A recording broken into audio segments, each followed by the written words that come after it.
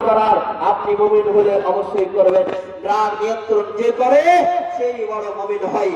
বর্তমানে এমন একটা যুগ চলে এসেছে, দুই ভাই যদি ঝামেলা শুরু হয়, তো দুই ভাইয়ের মধ্যে ঝামেলা হয়েছে। বড় ভাই আব্দুর রহমান ছোট ভাই এমদাদুলকে মেরেছে।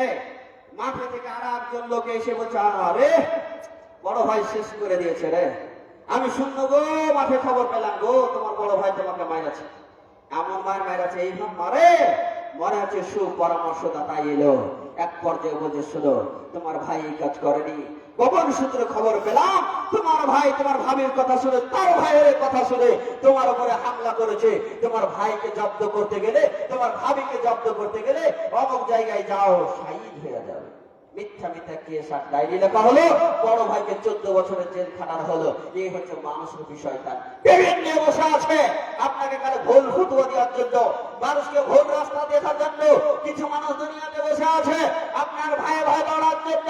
আরে ভাই ভাই চলতে গেলে মারপিট হতেই পারে, ঝামেলা হতেই পারে, প্রতিবেশীর সঙ্গে হতেই পারে, কিন্তু আপনি ক্ষমা করা শিখুন, ক্ষমা করা শিখুন, ক্ষমা করা শিখুন।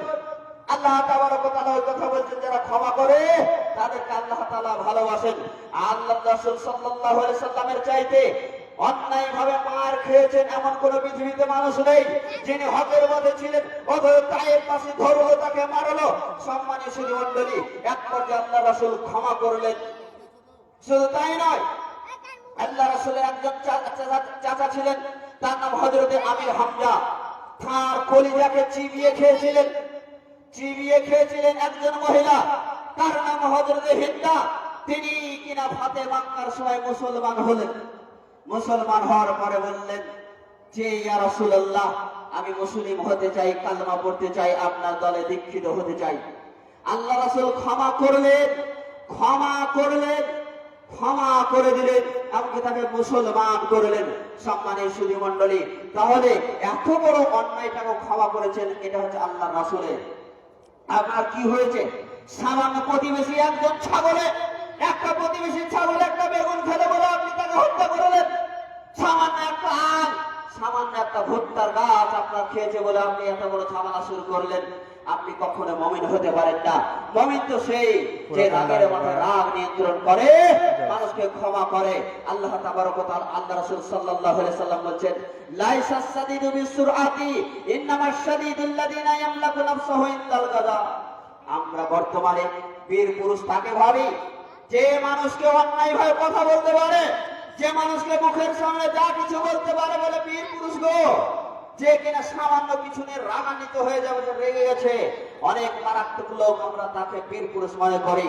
যে দিনে দুপুরে শুট আউট করে দেয় তাকে দেখে ভয় করি।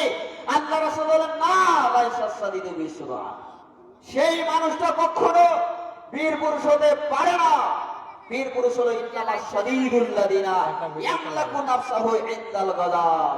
রাগের মাথায় রাগ যে নিয়ন্ত্রণ করে। আপনাকে দুনিয়ায় চলতে গেলে রাগ হবে, এটাই স্বাভাবিক। আপনি হকের লাইনে থাকবেন, তবু আপনাকে অন্যায় কথা বলবেন, এটাই স্বাভাবিক। আপনাকে নানা রকম কথা বলবে, এটাই স্বাভাবিক। আপনি মসজিদের ক্যাশিয়ার আছেন, লোকজন এটাই কথাই বলবে, আরে মসজিদের টাকা নিচে যা ইচ্ছা তাই করছে গো, যা ইচ্ছা হিসাব দেয় না, এরকম কথা বলাটাই স্বাভাবিক। এ হলো জাহেলে মুরাক্কাব, শয়তান মার্কা মানুষ দুনিয়ায় আছে। এমন একটা বাক্য বলবে, এমন একটা বাক্য চয়ন করবে আপনার ব্যাপারে, মনে হবে শোনার পরে মনে হবে এখন শুট আউট করলে ভালো হয়, কিন্তু না। লাইসাস সাদীদু বিসুরআতি ইন্নামাশ শাদীদুল্লাযীনা ইয়ামলাকু নাফসাহু ইনদাল গাদাব। বিশ্বনবী বললেন, সেই ব্যক্তিটা বীর পুরুষ নয়, বীর পুরুষ হলো সেই যে রাগের মাথাতে রাগকে নিয়ন্ত্রণ করলো। কিন্তু আমরা বর্তমানে রাগ নিয়ন্ত্রণ করতে পারি না, রাগকে কন্ট্রোল করতে পারি না। তাই তো সমাজে এত বড় অন্যায় থেকে অন্যায় হয়েই চলেছে। আমাদের সমাজে রাগের মাধ্যমে সব কিছু হয়ে থাকে। যত রকমের অন্যায় অকল্যাণমূলক কাজ হয়, সেটা রাগের কারণেই হয়। রাগ হচ্ছে সকল অকল্যাণের মূল, সকল অকল্যাণের চাবি, মূল হচ্ছে রাগ। রাগ যদি না হয়, সব রকমের আপনার অন্যায় হওয়া অসম্ভব। নিজের স্ত্রীর সঙ্গে 14 বছর 16 বছর সংসার করলেন, 20 বছর সংসার করলেন, সামান্য একটা ভুল পেলেন, বোনকে ধরার পরে এমন ভাবে রাগ উঠলো, এক পর্যায়ে বলছে তুই তালাক, তোর বাপ তালাক, 14 গোষ্ঠী তালাক, লেপছা। স্ত্রী ভালো মনে বলে আর মনে বললো না, শয়তান আপনার মাথাকে রস করলো, বলছে আপনার তোর স্ত্রী এই কাজ করেছে রে, একে আর রাখা যাবে না। এমন এক পর্যায়ে কথা বল, এমন এক পর্যায়ে রাগ হলো, স্ত্রীকে তালাক দিতে বাধ্য হলেন। সম্মানের সুধী মণ্ডলী, রাগ এমন একটা পর্যায়ের খারাপ গুণ, মানুষকে কিনা আপনার কিনা হিতাহিত জ্ঞান থেকে দূর সরিয়ে দেয়, মানুষের স্বাভাবিক জ্ঞান থেকে মানুষকে দূরে সরিয়ে দেয়। তারপরে মানুষ যা ইচ্ছা তাই করে বসে, পরে কিন্তু সে বুঝতে পারে এত বড় ভুল আমারও তাড়াতাড়ি হলো। রাগের মাথাতে এই খবর পেপার পত্রিকায় শোনা যায়, প্রেমিক রাগ করেছে প্রেমিকার ওপরে, তাই তারা ঝুলন্ত দেহ ঘর থেকে পাওয়া গেল।